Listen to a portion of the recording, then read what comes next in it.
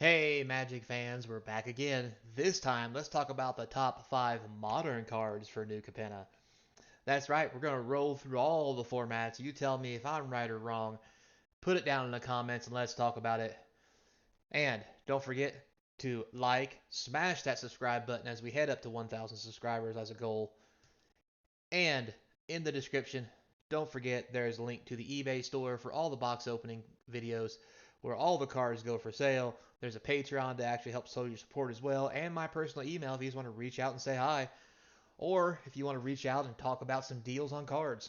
So, without further ado, trade tables and seat backs in their full upright position as we launch off into the world of modern to talk about can New Capenna keep up in this what some people call powerhouse formats that's still a little affordable.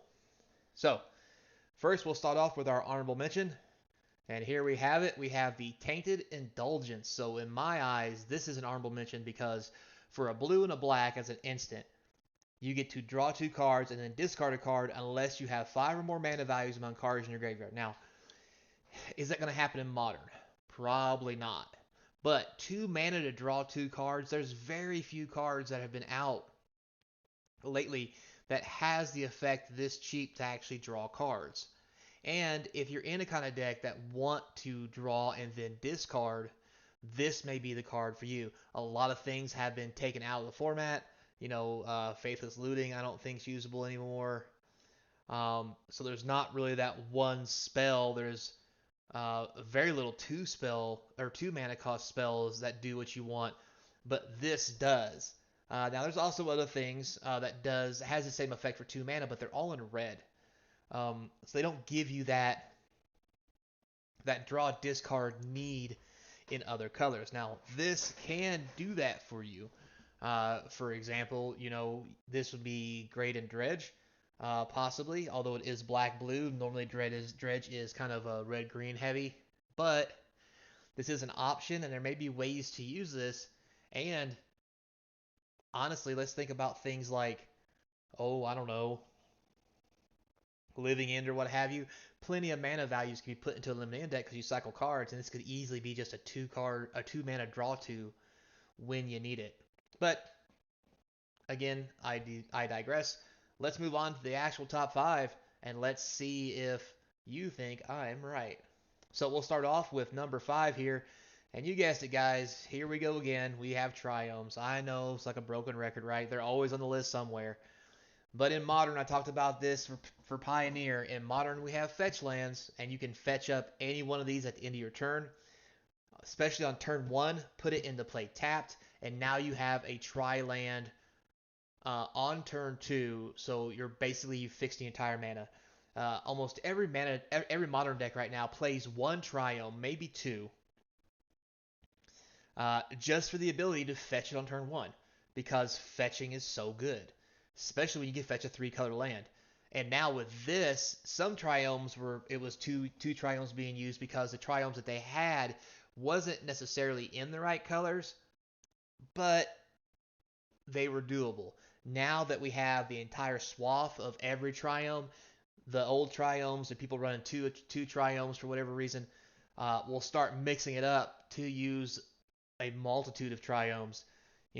Two different triomes of two different three colors to hit the entire color pie in the matter of two lands, um, which is pretty amazing, making this easily, I think, number five on the list for some of the new cards. It's going to affect modern. Next, we have number four. And yes, we've seen this in Pioneer, and I think if it's good enough for Pioneer, I think it's going to be seen in Modern.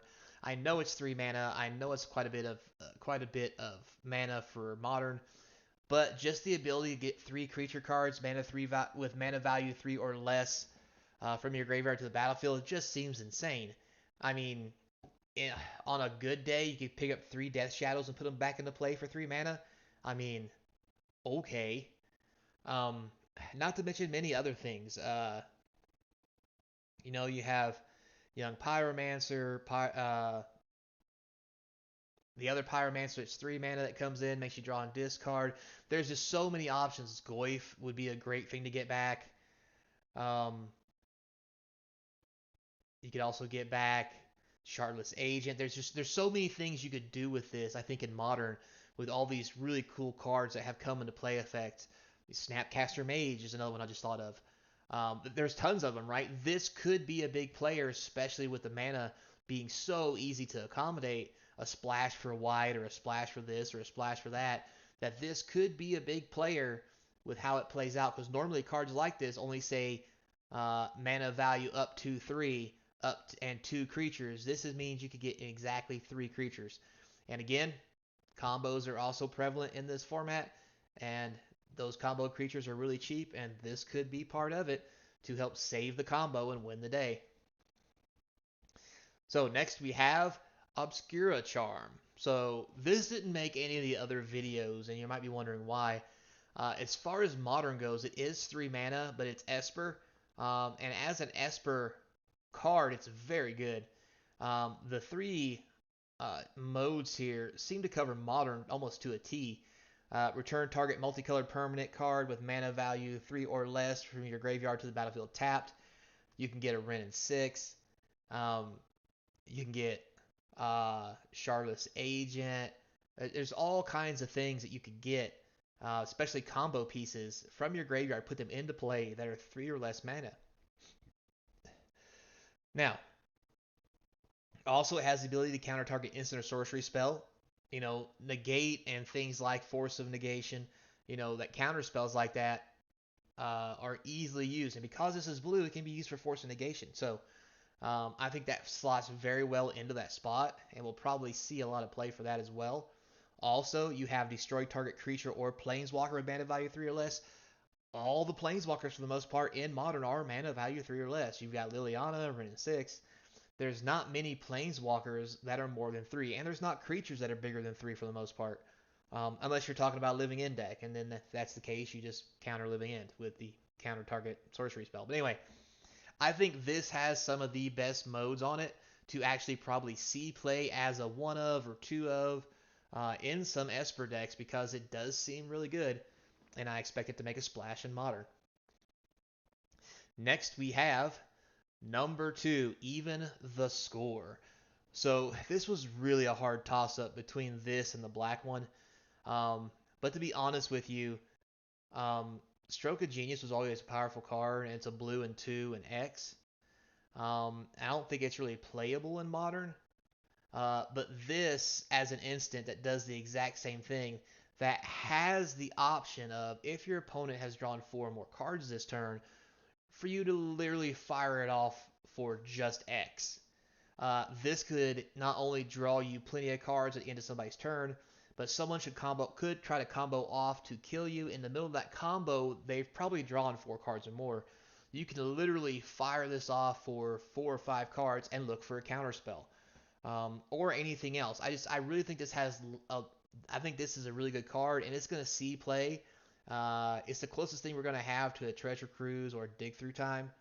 And it's really going to be busted. I mean, Sphinx's Revelation sees a little bit of play, and it takes 2 colors. This just takes 3 blue, and it may take nothing depending on how the opponent's drawing cards. So I think this has a way to make a splash, because don't forget, Brainstorm and things like that are in certain formats. I don't remember if it's even Modern legal anymore. I don't think it is, but in Legacy, this card would be amazing. After a brainstorm, they've drawn their card for the turn, they've brainstormed. Now you get to fire this off and just draw a buttload of cards. This has Legacy all over it, and because of that and how good it is, I really think it's going to make a splash in Modern and probably Legacy, to be honest with you. All right, so we're going to roll it up for card number 1 to make the splash in Modern, and that's right, we have Shadow of Mortality. It is a black and 13. And you may be thinking, well, that's kind of hard to play.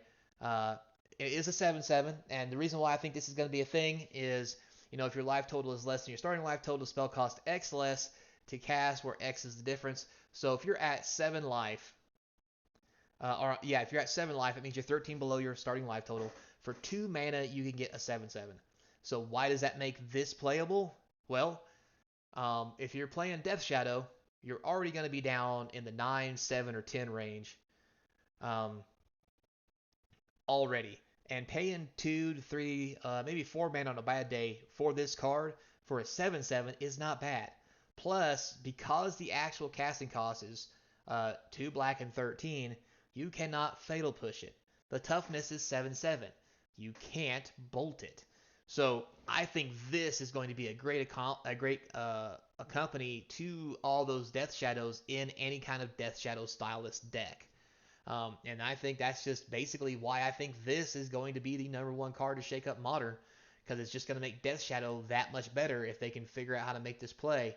And to be honest with you, as much damage they deal to themselves, I don't see how it could be that hard to get it in the deck. So, with all that said, guys, thanks a lot. Tell me in the comments down below what you think, and did I miss anything? As always, until next time, be kind, and I hope to see you across from the game table.